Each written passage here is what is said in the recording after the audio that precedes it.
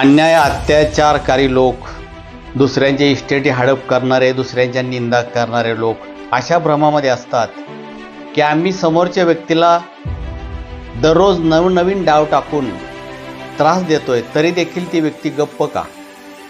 आम्ही सक्सेस होतोय आणि ह्या पाखंडी लोकांचा कॉन्फिडन्स वाढलेला असतो. परंतु त्यांना मी एकच सांगू इच्छितो, तुमच्यासारखाच कॉन्फिडन्स अफझल खानाचा देखील वाढला होता.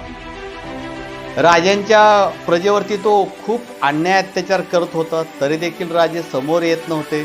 मग त्याचा दररोज कॉन्फिडन्स वाढतच जायचा. खूप अन्याय अत्याचार केले पण महाराजांनी त्याच्यापेक्षा हजारो पटीने मोठा डाव त्याच्यावरती आखून ठेवला होता. आणि तुम्हाला माहीतच आहे, प्रतापगडाच्या पायथ्याशी त्याचा कोथळा फाडला.